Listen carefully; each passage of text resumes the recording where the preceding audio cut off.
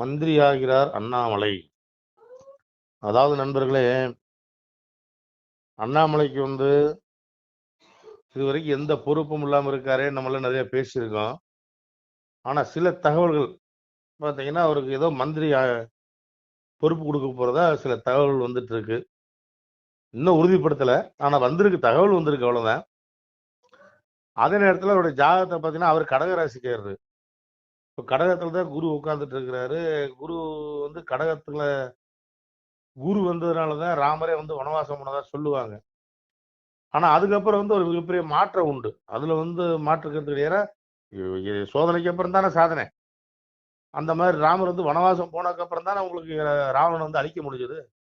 அந்த மாதிரி சில வாய்ப்புகள் நிறைய வரும் போல தெரியுது. ஏன்னா இங்க தமிழகத்துல நிறைய ராவணன்லாம் இருக்காங்க. வாய் ஒரு டைப்பா வச்சுக்கிட்டு தலைக்கு எதை மாட்டிக்கிட்டு நான் தான் சிறந்த ஆட்சி கொடுத்து சொல்லிக்கிட்டு தமிழ்நாட்டையே வித்து கூறு போட்டு ஒண்ணுக்குமே உதவாத ஒரு சீட்டை கூட பார்த்து படிக்க தெரியாத ஒருத்தர் தான் அங்க உட்கார்ந்து இருக்கிறாரு. தனக்கு தானே பெருமை பேசிக்கிட்டு அங்கங்க போட்டோ ஷூட் நடத்திக்கிட்டு காரி துப்புறாங்க எல்லாரும். அவரு தெரியுமா என்னங்க தெரியல, நாமளும் காரி துப்புவோம், தப்பு இல்லை. ஏன்னா நாட்டை 5 வருஷமா சுடுகாடாவில் மாற்றி வச்சிருக்காங்க. கரண்ட் பில்லாம் பார்த்தீங்கன்னா 300 ரூபா கட்டிட்டு இருந்த பூரா இன்னைக்கு 3000 ரூபா கட்டிக்கிட்டு இருக்கான். தலை எழுத்து. இந்த ராவணங்கள்லாம் அழிக்கிறதுக்கு ஒரு ராமன் வரணும். அந்த ராமனா ஏன் அண்ணாமலை இருக்கக்கூடாது? பல விதத்தில் யோசிக்கலாம்ல. போதும், 70 வருஷமா நாட்டை கூறு விட்டாங்க. அவன் குடும்பம், பேரன், பேத்தி, இன்னும் 10 தலைமுறைக்கு 100 தலைமுறைக்கு சொத்து சேர்த்து வச்சுக்கிட்டு இன்னும் 10 லட்சம் சொல்லி அலையிறான், வீதி வீதியா அலையிறான். இன்னும் துபாயில போய் கம்பெனி ஆரம்பிக்கலாமா? ஆரம்பிச்சுட்டாங்க துபாயில. இனி உலக நாட்டுல பூரா ஆரம்பிச்சு என்னதான் பண்ண போறாங்களோ தெரியல. சரி, பொறுத்து இருந்து பார்ப்போம். ஆனா அண்ணாமலை மட்டும் கடகராசியை பொறுத்த வரைக்கும் இனி ஒரு மிகப்பெரிய மாற்றம் உண்டு. அதுல எல்லாம் மாற்று கருத்து இல்லை. அதாவது பார்வை யாரா இருக்கு, 5ஆம் பார்வை 1 2 3 4 5 பார்த்தீங்கன்னா ஒவ்வொரு பார்வையா சொல்லலாம். நம்ம விருச்சிக ராசிக்கு நல்லா இருக்கும். ஏன்னா விருச்சிக ராசி தான் நம்ம மோடி அவர்கள் 5ஆம் பார்வையா பார்க்கிறாரு. அருமையான ஒரு காலகட்டம் தான். அப்புறம் 7ஆம் பார்வை மகர ராசிக்கு நல்லா இருக்கும். 9ஆம் பார்வை மீன ராசிக்கு நல்லா இருக்கும். தன் வீட்டையே தான் பார்க்கிறாரு. உச்சமடைஞ்ச குரு இன்னும் சொல்ல போனா அது ஒரு வகையில நல்ல விஷயம்தான். இவங்களுக்கெல்லாம் நல்லா இருக்கும். இனி போக போக எதிர்காலத்துல மாற்றங்கள் நிறைய வரும். மாற்றம் ஒன்று தானே மாறாம இருக்கிறது. பொறுத்திருந்து பார்ப்போம். நம்ம அண்ணாமலை மந்திரி ஆனாரு, ரொம்ப சந்தோஷம். இன்னும் பார்த்தீங்கன்னா தமிழகத்துல ஒரு முதலமைச்சர் இருப்பதை வரைக்கும் தனிச்சு இயங்கணும். ஆனா அதுக்கு காலகட்டங்கள் பத்தாது. சரி, பொறுத்திருந்து பார்ப்போம். மொத்தத்துல ஒரு நல்லாட்சி வந்தா நல்லது.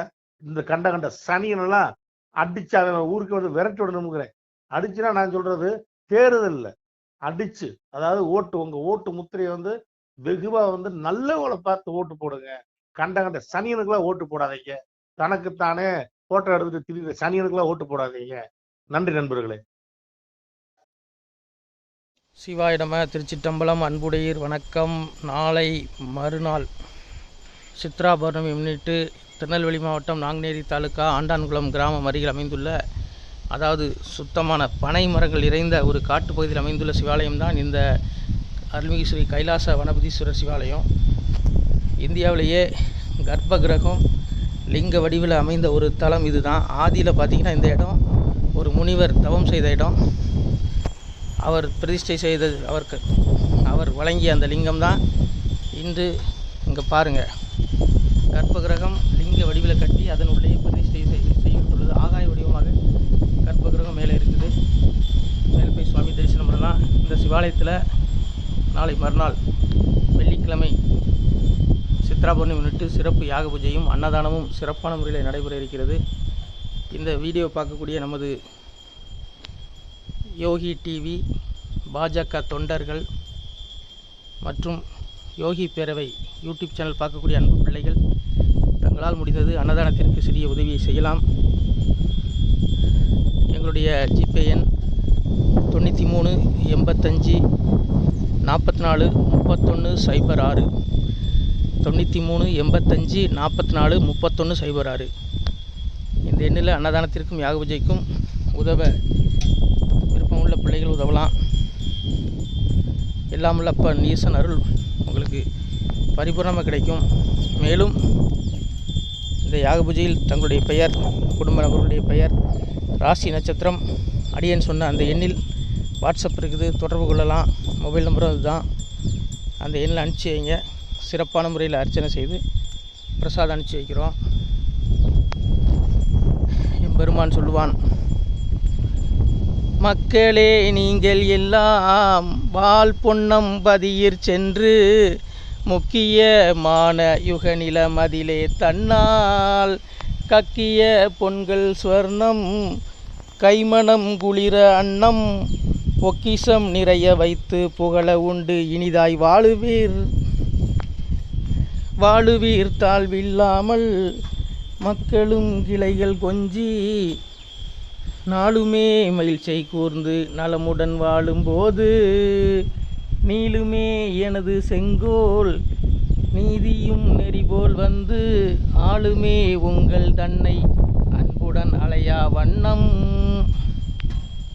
எல்லாமல்ல அப்பன் இந்த கைலாச வனபீஸ்வரர் அருள் தங்களுக்கு பரிபூர்ணமாய் கிடைக்கும் மக்களே. நன்றி.